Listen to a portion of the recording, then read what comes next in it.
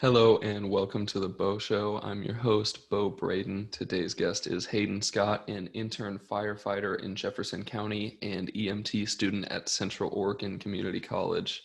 He's a dear friend of mine, and I can't wait for you guys to meet him.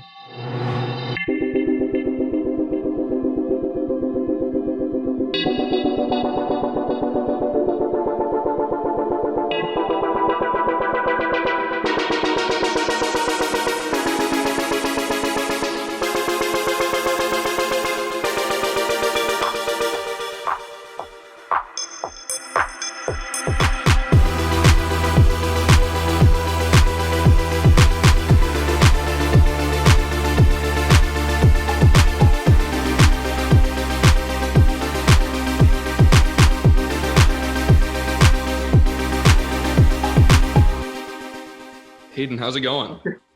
Good. How are you doing? Dude, well, better now that you're here. I'm excited to have you on. Good to be here. It's been a minute. I'd love for you to just start off and give me your titles and labels and all that, and then kind of get into how you got there. Yeah. So I'm Hayden Scott. I'm a student at COCC in Central Oregon, and I'm a firefighting intern. And I'm currently firefighter 1 in Madras. So for about the past 8 months, I've been working there and fighting fires and whatnot, and then going to school as I do that. So that's just kind of what I've been doing for the past 8 or 9 months.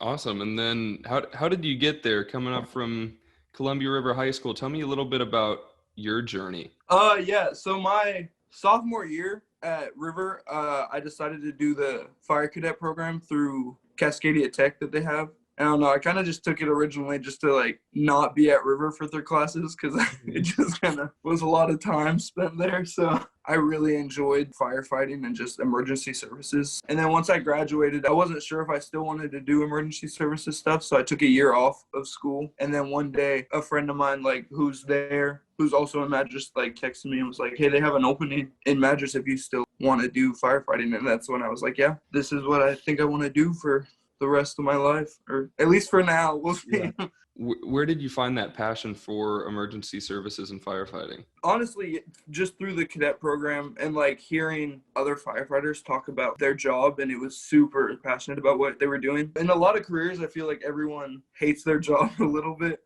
but I feel like in firefighting, that's usually everyone just loves it. And when I would hear people talk about it, I was like, okay, this seems like something I think I want to do. What's something that surprised you about the job? There's way more downtime. It's a lot of the times it's just doing busy work until you get a call. It might be where I'm at.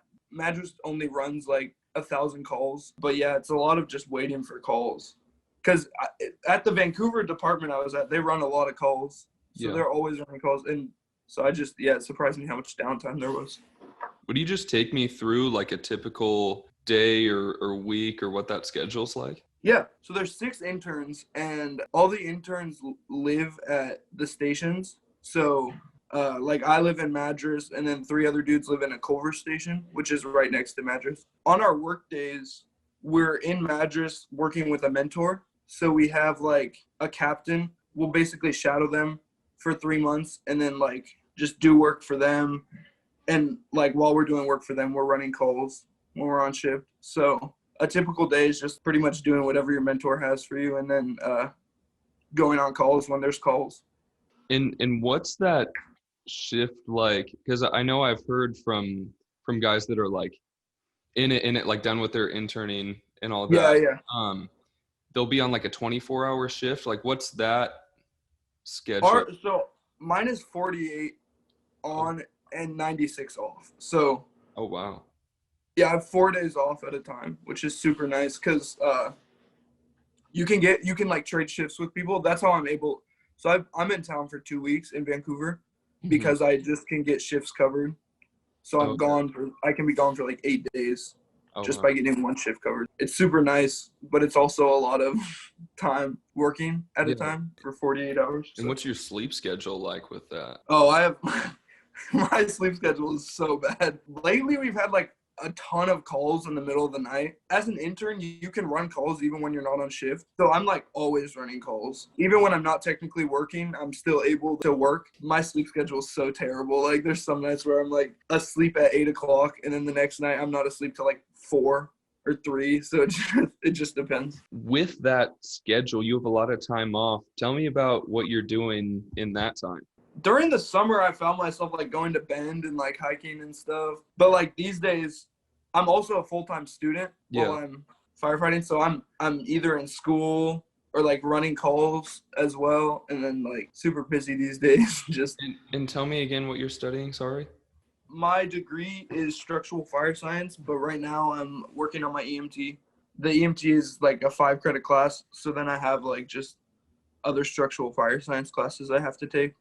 I've noticed, I haven't listened to it a ton, but your music, when did you get started in that, and how has that changed as you've gone on with it? About sophomore year, we started making rap music, and it's always been just like something that was fun to do. Like it's super stupid. If you've ever listened to it, it's some of the worst music you'll ever hear. It's so bad. The first thing we ever did, we like spent 3 hours, like just my friend Nick has a computer that he makes beats on. We just spent like 3 hours just like freestyling on it. And then we released it as an album. And like, that was sophomore year. And if you listen to it, it's so bad. Yeah. But it just started out as just like joking around. Now it's still just as bad. And it's still just for like joking around. Has that gotten any sort of following? Kind of. It kind of has, like, the middle schoolers love it. We, like, on Spotify, we do okay.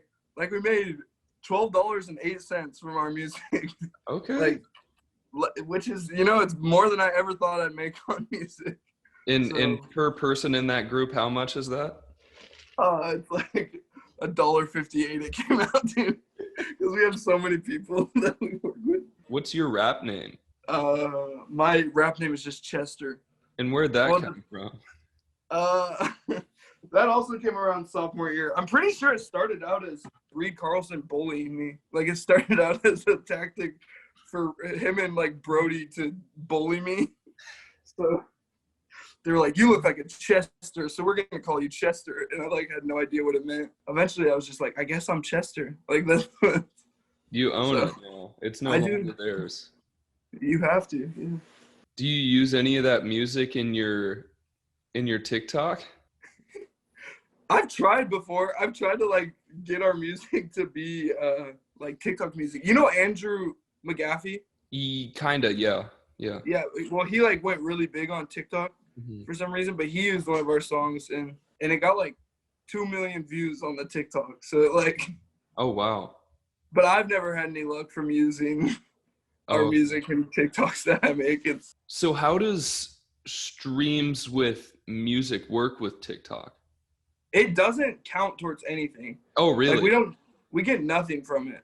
I don't know.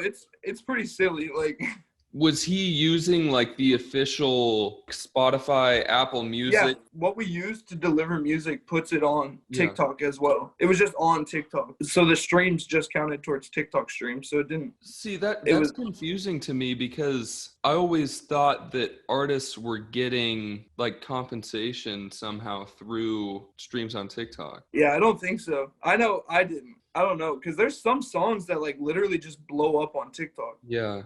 And nowhere else, so people aren't making money from that. I feel like that's something that's weird to me because people are listening to the music. Yeah. And so is it more just of a exposure kind of thing? Because I feel like when somebody uses, like there has to be some kind of compensation when somebody is growing a following or a brand or even making money off of their content that they're putting out there with your music. Shouldn't there be some type of compensation with that? Yeah, you would think so. But I don't know if they just like consider, the exposure that you're getting like enough compensation. I don't know. Like it's weird. That is weird to me. I'd like to look more into that because I know like a lot of Lil Nas X is or Lil Nas the 10th, I guess. Did you see that? That he goes, no. Yeah, he tweeted that a couple weeks ago. He's like, I'm tired of not speaking up on this, but it's Lil Nas the 10th. And I don't know if that was him trolling because he probably is He's the a best big old troll. yeah, no, he Yeah, probably is the best social media out of anyone. that's funny. I've never seen that. He tweets out some bangers though. Oh yeah, he's got some good stuff. During the election, he's like, I used to drive that Joe Biden to school, always talking about wanting to be president when he grows up. No, he's got a very good Twitter. Oh yeah. But I'd love to hear more of your opinions on TikTok. I know you have a little bit of a following on that. I had a TikTok blow up last September out of nowhere. I made one that was making fun of Andrew McGaffey because I don't know, I just like looked through a telescope and called people ugly, and then it got like 7 million views. Absolutely crazy. And like that's when I grew a hatred for TikTok because literally content that like I put no effort into got 7 million views, and like it doesn't take a lot to blow up on TikTok. It's like it's way different than other platforms. I feel like in YouTube, I feel like you have to like put a good amount of effort like to blow up. But on TikTok, it's like literally anyone can blow up. Like you look at like, I don't know, you know, Sean Does Magic. Like Yeah. I love the dude, and I think like I'm super like proud that he got as big as he did. But like his content, it's like it's just what everyone's making. Like it. Yeah. There's nothing like that sets it apart. I don't know. He did it. He found out how to get the algorithm going somehow. I was shocked. I'd love to talk with him or one of those kids because I was so surprised. Like I left River and kind of distanced myself from a lot of people, and then I just went online one day and saw Sean had 1 million on. In Josh popping up like there's a whole group of influencers from is that the grade below you? Yeah, the grade below me. Yeah, all my sister's age that are all influencers, and my sister's got a decent following on TikTok as well. Well, Sean Does Magic is like one of the most famous TikTokers. He has 17 million followers or something like that. I think he just hit 17 million. Wow. I think that's knowing how to market yourself. Oh, 100%, yeah. With card tricks, you're not that's not he's not going for us, you know? No, he's yeah. Making it keeping your attention for the 45 seconds or whatever it is with the bright colors and weird side jokes and all that. And he does a great job of it. And so you gotta hand it to them on that. And what a bunch of 18-year-olds just bought a house in LA. Like that's like we're all gonna clown it, but I got no choice but to respect that hustle. Oh yeah, like it's the content isn't for it. Like he knows who his demographic is, and he's super good at that. Like that's how he's made it, like off of knowing who his demographic is. So like, yeah, props to him for sure. Like I'll clown it all day, but like super props. Like I mean, like I'm doing this with 5 subscribers on YouTube and I'm making music with 86 monthly listeners. So like, who are we to? He just made bread off of it. So like, when I asked you earlier about what you wanted to talk about, how TikTok is ruining comedy, I'd love to hear more about that and your opinions on it. I don't know if it's just TikTok, but my humor like might be destroyed. Like that's what it is. I think like my humor has been stripped dry. Like I think the Barry Dillon video, have you seen that? Yeah, I posted one of those. That's literally the funniest video I've ever seen, and it's not anything like because of TikTok and like how much like we see every day, like how much content we see. It's not hard to like make me laugh anymore. Like I used to, like a video would have to have like real effort in it to like make me laugh or whatever, but now the Barry Dillon video makes me like piss myself laughing. It's no, I think it really it's really simplified honestly a generation's like even mine. Like I feel like I had really complex humor, and like I still will make really complex jokes, but also like I'll laugh my ass off at somebody just saying like the word beans, and it's like, what is Yeah, wrong with it? yeah. It doesn't take a lot to make me laugh anymore. No. TikTok's a big part of that, I think. And Vine, like Vine probably like pioneered that. Like just how like it's just shortened our attention span so much. Like one or what was it, 6 seconds with Vine? Yeah, yeah, And then like I think it's a minute on TikTok now. But yeah. that's so short. And now like watching like a YouTube video is so hard for me. Like anything over like 5 minutes is like terrible to watch. Like, you know? Yeah, So that's why I worry about things like this, like with my podcast, is how do I keep someone's attention for this long? yeah, we just have really short attention spans. Everyone does, like because of like what we have, like TikTok and Vine. With how the algorithm works, it's almost creating like an echo chamber of humor as Yeah. well as like political views and that kind of Oh thing. yeah. Like the For You page is really for you. Like I rarely see anything now. Like you always see the people's comments like, I thought I was on the wrong side of TikTok. Yeah. And I'm like, oh my God, yeah, like I thought that I was on conservative TikTok, but it's like, Yeah. how is that challenging my views at all? Like I think a lot of Yeah. this is creating more divide. With how tailored things are to you. Hmm. Like you look at like Twitter and like yeah, TikTok, it's like what you want to see. The apps are designed to hold your attention. So Yeah. nobody's gonna sit and watch these videos of things challenging what they No. think unless they've showed that they're already interested in that. And I think that is making like a super close-minded generation. They're seeing what they want to see every single day. And so they have nothing, like even me, like I never step out of like what I know really. Like it's super hard to do that. Now we've created these echo chambers. Like I have to go out of my way to find something that challenges how I think. Yeah. That's where I struggle because I don't want to seek that out, but I also don't want to be how I think about the other side of things. Yeah. Well, I never like, I don't want to be in a place where I like am definitive, like I can definitively say the other side is wrong. Like I don't want to be like, you know, do you get what I'm saying? Like, Go into that a little more.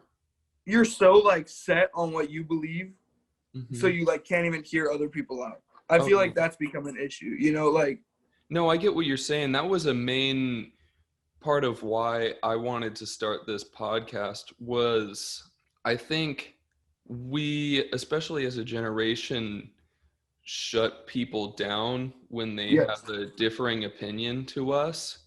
And so with this podcast, the main theme was to have people on who present challenging ideas and Yeah. for people to listen, and hopefully as this thing grows, people will send in questions for discussion and want to hear more on these topics, and people like you who come on as a guest will get more of a following, so we can create this Yeah. discourse with people and find more of a common ground and at least hear a different side of things. Yeah. Literally just like listening. Like that's all like that's where we need to go like now. Like just being able to like not shut someone down for like disagreeing with you.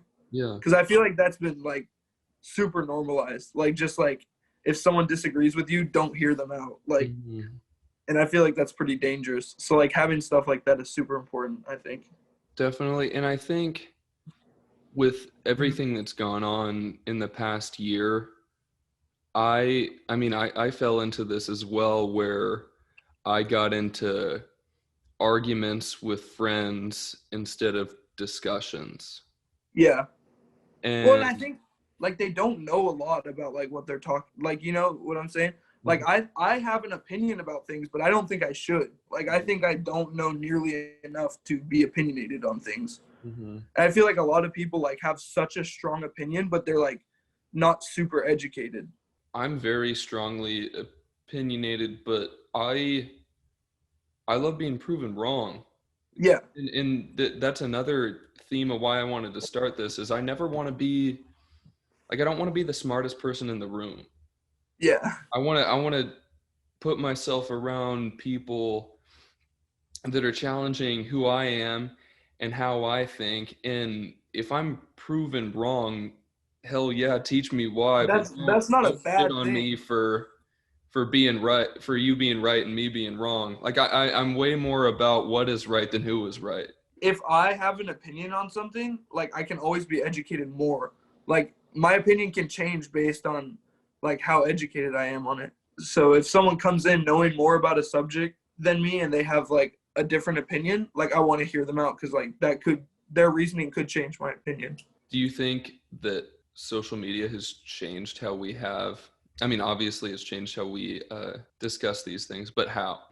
That's a good question. I feel like people like are a lot more bold, which this is kind of a good thing. People aren't as scared to like have a strong opinion because of social media because they can like post whatever they want on Twitter and they don't have to like no one ever has to know who they are, like who said this, you know? And I think with social media people have just like been able to have like voices like where they couldn't like in real life. Like they're not gonna say what they feel because like they don't want to be heard. So much of this is you can't hear someone's tone through a tweet or a text or whatever it is. And with the bold ideas, which is great and everybody should have a voice. Barack Obama said this, and he tweeted it a video and said, I'm gonna mess this up, but he said, when you say something like defund the police, which in at its core could be a great idea. It's how you say it and entitle these things, because when you say something like defund the police, you're losing people that might be on the fence of it and turn them to the Yeah. other side instead of explaining what that actually means. Yeah. And so really you're just firing up the people that are already on your side and Yeah. losing those who would otherwise be willing to listen to it, Yeah. because that sounds like a scary idea for a lot of people, which turns them off from it. Yeah. When if you preface it differently and say how we can reallocate these resources, somebody listening to these things might totally agree with you. Yeah. Well, because if you hear like you just hear defund the police, you're like, well, we're just gonna get rid of like police. Yeah. Like that's because I like before I knew what it meant. That's what I thought. I was like, we're done. Like we're Yeah. just gonna shut it down. And like I think it is important for like people to hear what it actually means. How has being in emergency services affected you personally with your views and that kind of thing?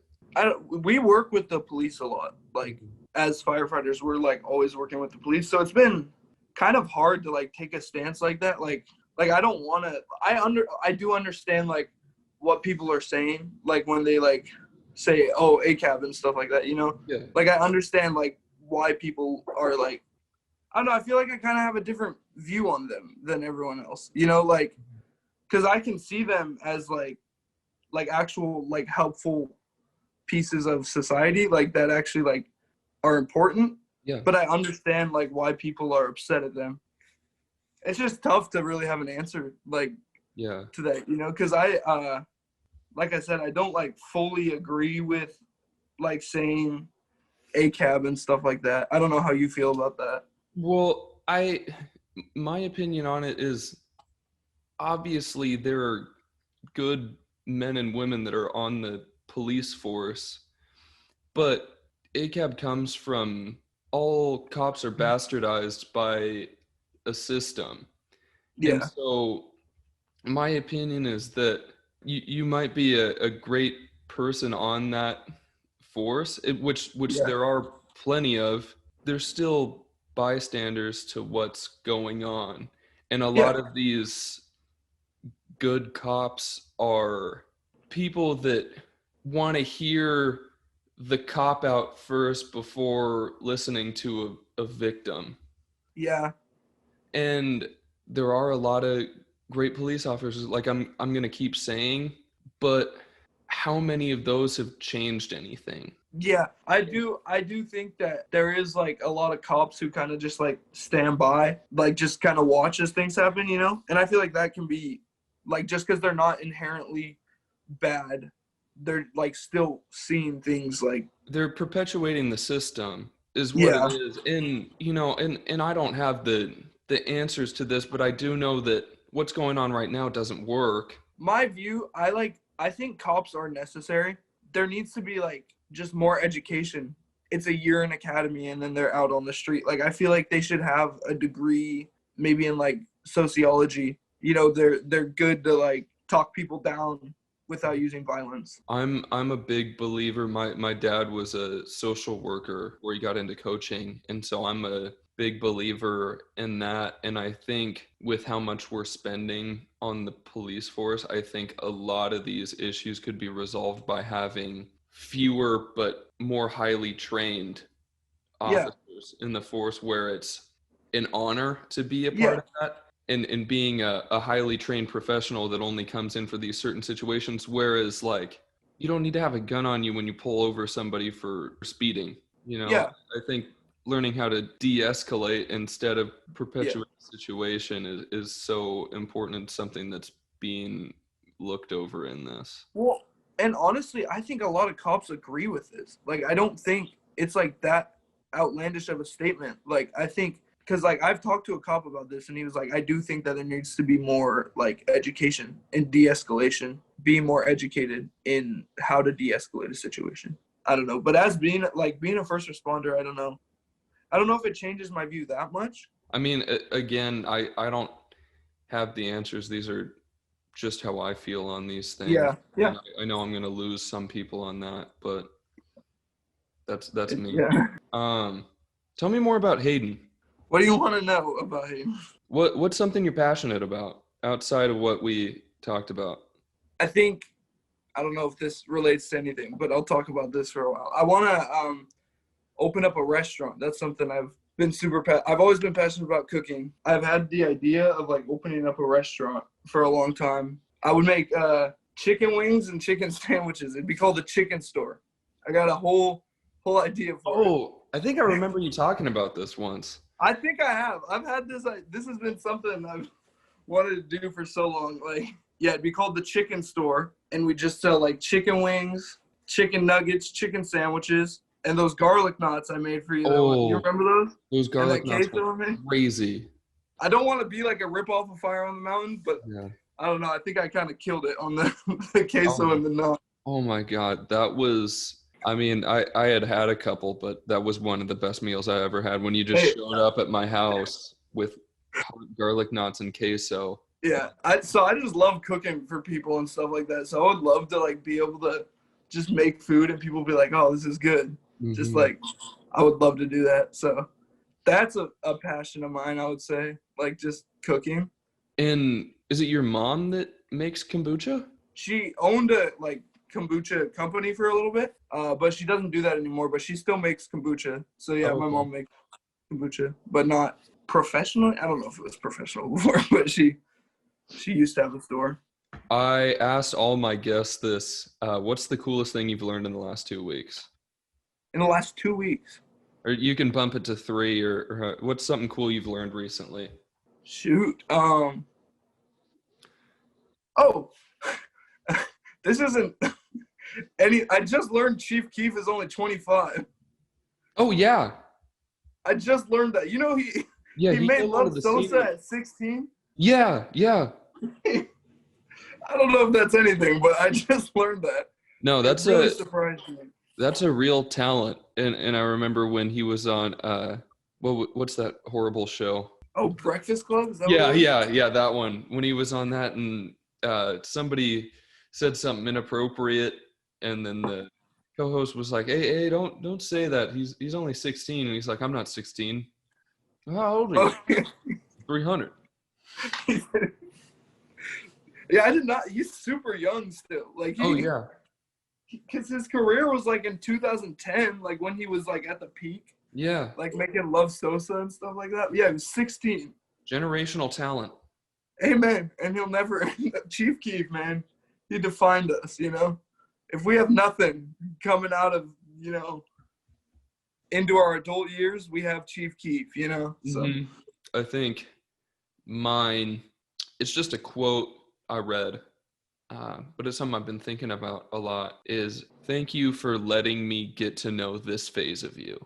And this is something that I've been or something that really related to what I've kind of been thinking on, meditating on, is letting people just be a memory instead of missing the old version of someone or wishing I had this person back in my life, but instead reflecting on great memories with someone, great Yeah. moments, and appreciating what was once there and moving forward and learning from those and being present. Because I think something that has really affected my mental health negatively has been worrying about the future and dwelling Yeah. on the past when all I have is right now. Yeah.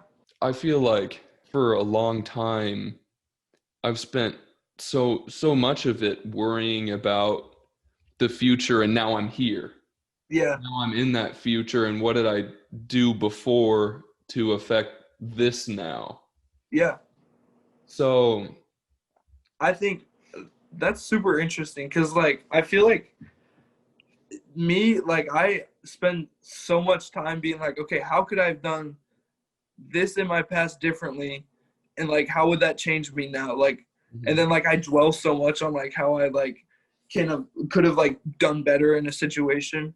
And, yeah. like, I feel like that's super interesting to think about. And, like, that's important. Well, Holy cow.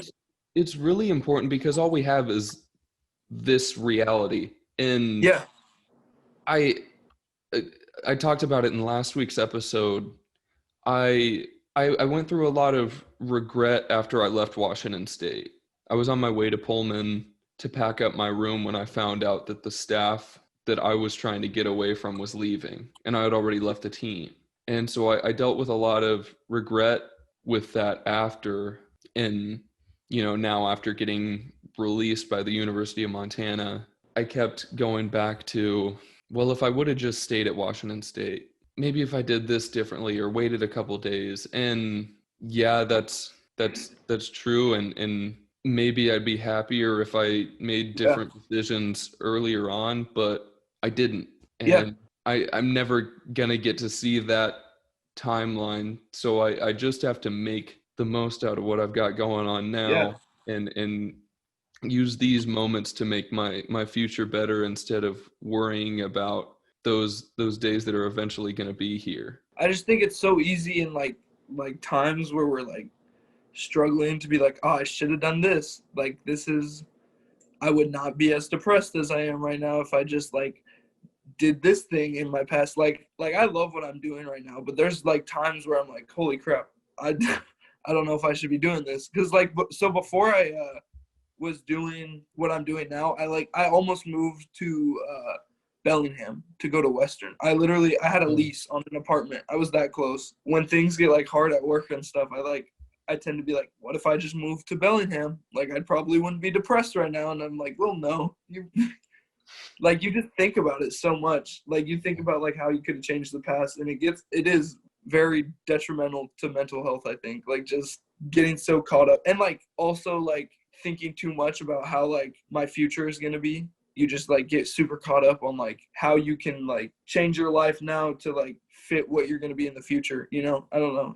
I did want to say to you and everybody who listens to this, thank you, because this podcast and what I'm doing now has given me another hour a week to be present and I bet it's reflect. super therapeutic, huh? Oh yeah, I get to have on interesting people like yourself and hear their stories and grow and think back on my thing. So really this podcast is people listening to my therapy sessions, and that was a tweet that a bunch of people sent me, but it was why do men start podcasts instead of going to therapy?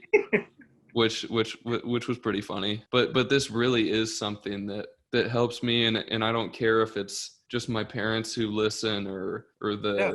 the hundreds that I have right now, and shout out to the 30 people in Centennial, Colorado that are tuning in. I What's don't know, up? dude. I don't know where these listen. When I look through the stats, I'm like, who do I even Oh yeah. know in these places? Like who do I know in Atlanta or Korea? Like I got a listener in Korea. Shout out you. Um, No, yeah. So I can like look at that for our Spotify, and literally we have like a bunch of listeners in Russia. yeah, Like that's there's what Russian people just you know, Marcus Carrasco. yeah. He's been telling me the same thing, is that like the weird SoundCloud off the wall shit that like he's doing and that you're doing as well is like super popular in like Russia and And Ukraine. yeah, it's crazy. I don't know why. Like I don't know what they like about it in Russia, but hey, so shout out to the Russians, you Yeah, know? shout out. I think something I want to do with this is, whether it's next year or a little longer, just coming back and recording Yeah, another episode with all the people I have on, and seeing where everybody's gone from this. So I think this is yeah, really going to start like with the people I have on becoming this sort of family who all kind of yeah, checks in on each other. So welcome, and thank you for coming on. But yeah. any closing statements?